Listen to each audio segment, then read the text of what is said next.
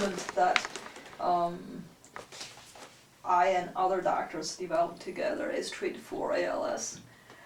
What we do is that it's the same idea like stem cell research. Stem cell research is there is a certain part of the brain is not working, then use the stem cell which can be replaced into anything, replacement of that to keep the body working. So here is the same method that we believe brain and human body, the meridian lines and everything, that if the brain stop working or partially stop working, then the human body can really act in, can really get to play that role if we know where to stimulate them.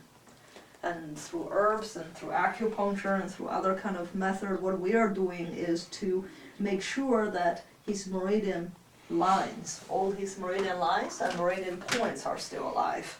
Once we keep that alive, I believe he will be fine.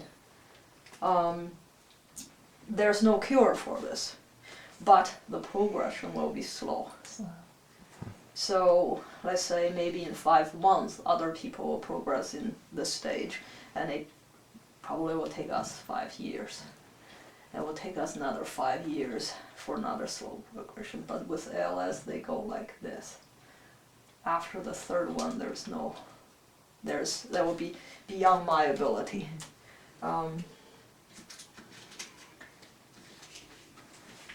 taking on one new case of this person, that retired pilot, and he has ALS, but his type is actually the mild type. Is that, Bob's case, yeah. do you remember his name? Is it John Wagner? John, yes. Yeah, he emailed me. His wife used to be a nurse. Hmm. And then they got married, and then she kind of stayed at home. So, and Bob, in Bob's case, it's a great blessing his family support him. It's always good if the family and friends are playing a supportive role, because you just can't do it yourself. Mm. And there's, because the treatment has to be constant, and they do, I bet you tape their routine at the home. Mm-hmm. Yeah. Yeah, we did.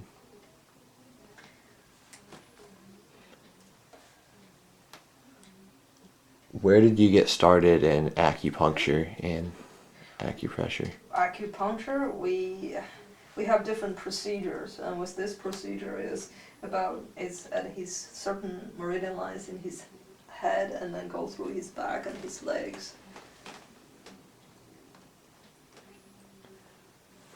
Where'd you get the training to? Where do I get the training? Yeah. I actually was trained as a healing monk when I was 3 years old, and I trained with monks for years, and they really taught me how to look at human body, how to really understand human body. I was trained as a healing monk, diagnostic healing monk actually. And then my family, they're in medicine for centuries, so I learned apart from them.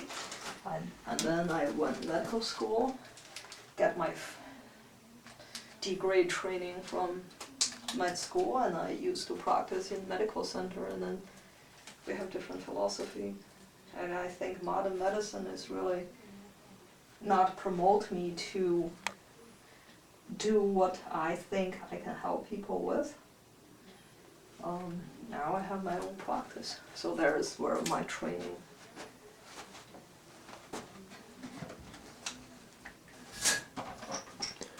Why don't Western doctors start adopting these philosophies and treatments? Well, I think it's partially due to their training.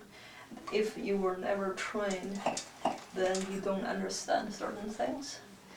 And so it's hard for them to understand the concept. But I do believe it's getting people who are more experienced in medicine. I work with quite a few doctors at university and other places, And I think once you have to have that experience, once you know the limitation of modern medicine, and you as a doctor, then you begin to seek the other different other method. You know that we only know so much, and I think it happens to people if they have less experience, and then they're younger. They're more not open to other method because they still think they know everything. Which, if we wish that would be the case, eh?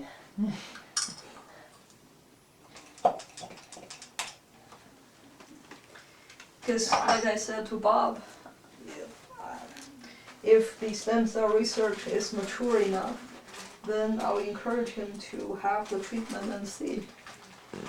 But because it's in such early stage, we just don't want to be the scapegoat, right? Because then there will be no turning back. Or I have no experience of treating people after stem cell research. So my concern is if we do that, then we have to design a completely new treatment, which I have very little confidence. Maybe eventually we will try that, because now in Asia some people are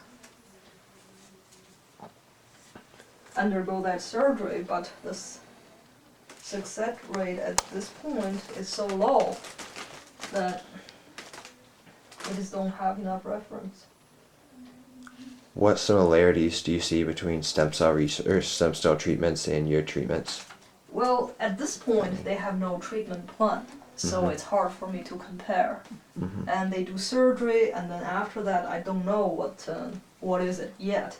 But what's here is, we have proper diet, and we have acupuncture treatment, we have self-massage, we have a whole variety of treatment. And I don't know what they will include in their treatment plan. We'll have to wait and see.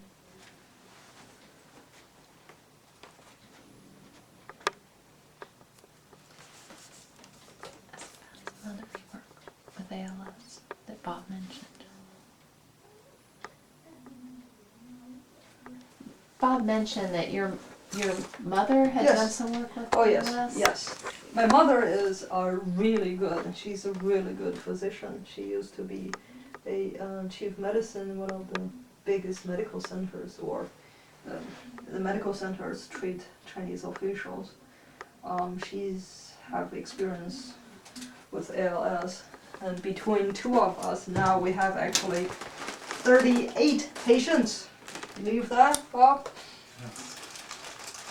And she said, well, if you give me more patients, we're going to open up a clinic. Yeah. Right. Yeah, but she's retired, and I still like to use her as my consultant.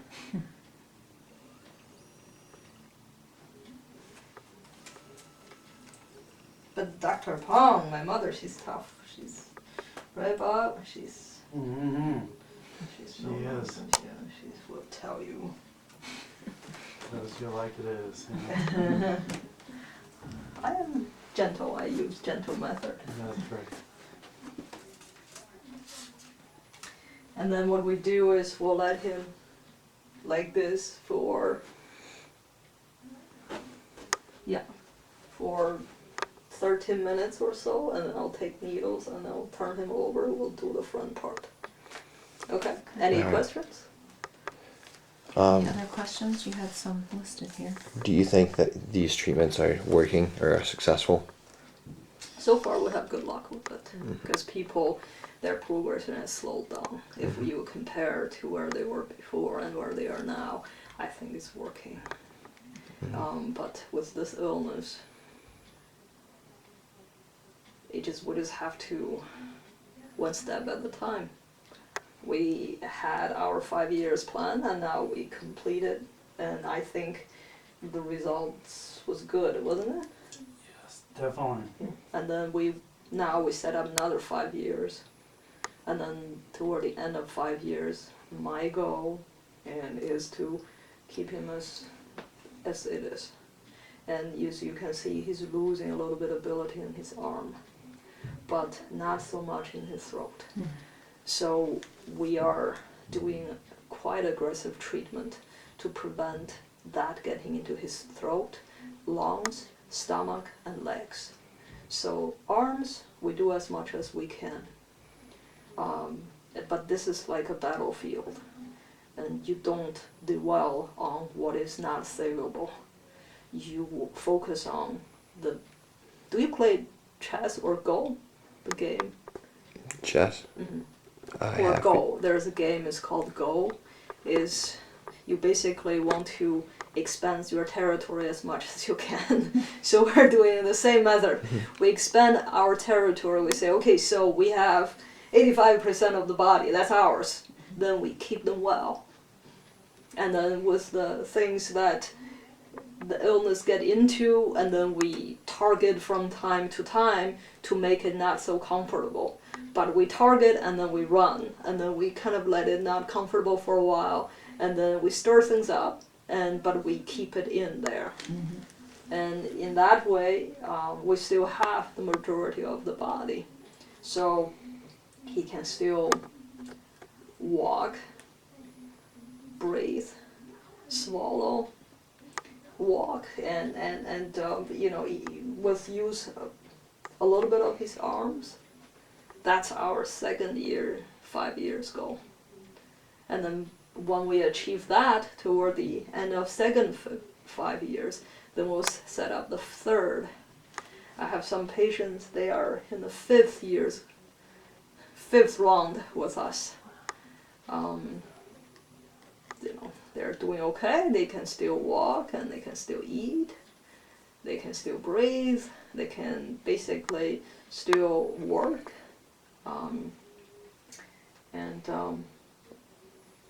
You know, I'm hoping this case will be the same. But the type that he has is aggressive. It's more aggressive than other cases I've seen. But this is a very kind of a typical case. And the not aggressive one, they are in the minority of it. Majority cases, they are aggressive. But we were fortunate to catch him after the first fall. So he hasn't had the second fall yet. So we're still in the middle of this. So I'm hoping that, you know, we're keeping this as long as we can. So that's the treatment plan. But he's really, Bob is an amazing human being, and his family is really, they're just amazing people. And that, I think, really play a very important role in this.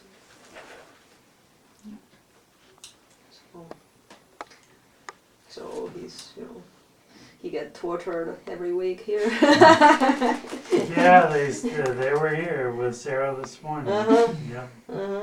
Did Sarah go easy on you? I think she, no. No. So they thought about it and said, nah, forget it. Right. What's the theory between the herbs and the drink he has to drink and stuff? The herbs really does go inside to work on his internal organs and to stimulate, to strengthen from inside out. The acupuncture and other treatment from outside in. So now we have the two parts, so, you know. But the herbs that is, you know, he has to take it every day basically, and 3 times a day. And I think you get used to the taste. Jake and Barb both tried a bit, took a sip. What do you think, Jake? Didn't like it. I didn't really like it. Nobody does really like it. It wasn't as bad as I thought. See, thank you. It could be worse. That's right. Yeah, and the taste of Chinese medicine, I don't know what to do with it yet.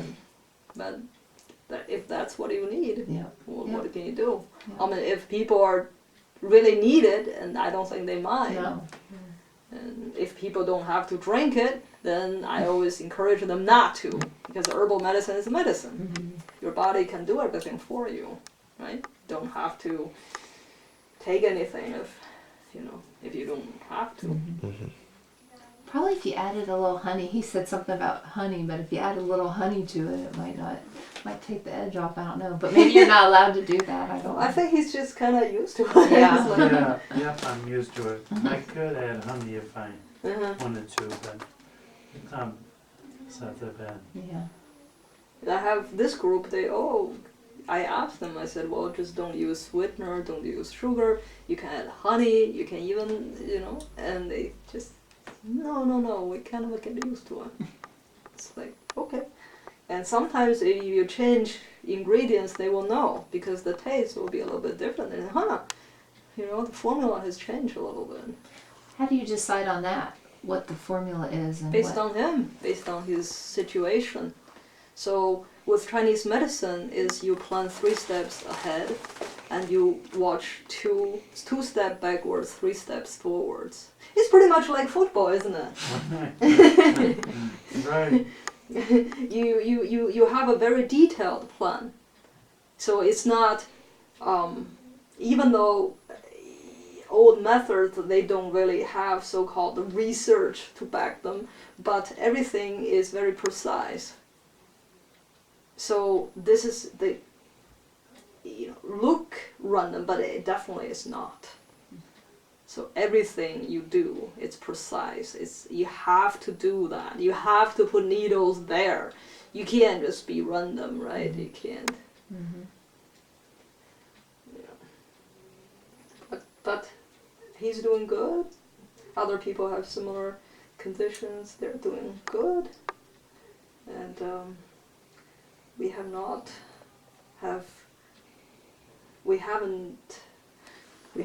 have bad cases that we don't know how to help them. Not yet. But as we know in medicine, you will encounter those. Mm-hmm. Right? That's just a given. Because we don't need a very tiny bit of anything, actually. But that little tiny bit, that I think will, so far, we're good. So far, we're good. And I told Bob that we have about 70% of the method and herbs and all this that we have not, we know that works. We haven't really used it because we're saving it for later times. It's always good to save up, right? But otherwise he has pretty good health. Mm-hmm. So his immune system is good. He has very little inflammation in his body. So these are all very positive signs. So in many ways he's healthier. His body, as general, is healthier compared to Gretchen. So, his immune system is stronger, his inflammation level is lower, and... I'm just curious, what other types of things do you treat? Do you treat people with cancer? Yes. We have a variety of people here. We have to all kinds of All kinds all of things. kinds of things. Yeah. And when people come in, they do assessment, and if it's beyond my ability, the first treatment I will have no charge, and I'll basically just you gotta keep looking. Mm-hmm. But it's I'm not the right person to assist you. Mm-hmm. If I am, there's a treatment plan. They have to do their part of the deal. There's no magic pill. Mm-hmm. You wish, but there's no such a thing. How to nourish your life, get yourself well, is every day you do a little bit. Yes, you yourself play the most important role.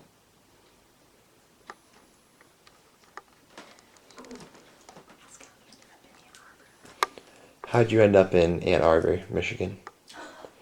Guess it's karma. It's what it's supposed to be. And I don't know, we have a lot of friends, and I don't know. Just I think it's supposed to be here. It's supposed to. the concept that I think that people really should be aware or be mindful is, in my view, called nourish life. Is how to nourish your life through a good diet and through a good sleep and through a good elimination system, and not put yourself under a lot of stress, and don't overindulge. So the basic things. So what I learned from my family, what I learned from med school, what I learned by working in medical center, and always lead back to what I learned from the monks. Because I really think that life and outside world, there has to be a bridge. Because the outside society, for now, I don't think is sustainable. I think we're being so brutal to earth. We're not taking care of ourselves or each other. We're being very unkind and unwise as human species. So I don't know what's the right way, but I believe if there's a bridge between how to conquer and how to really look within and how to nourish your life, your physical well-being, your spiritual well-being, your mental well-being, then there is a balance. People always ask me what's the difference between outside life and temple life. I go back to the monastery. I grew up 4 times a year. I do 5 days healing. Each time I do a lot of treatment for myself there. And I really think the biggest difference is we have a flow there. Very simple. Each time I'm back there, because I was a diagnostic monk, so I have a lot of procedure monks under me, and they just follow what I want them to do, right? So each time it's like I never left. They immediately know how to assist me and how to work together. There's no one get really confused or angry or frustrated or anything. It's just like you have the natural flow, because there's different functions between your heart and your colon, right? Or between your heart and your intestines. You can't say which part is more important, right? Between your lungs and your colon. If your colon decides to get up, your heart decides to sink down, then you're dead.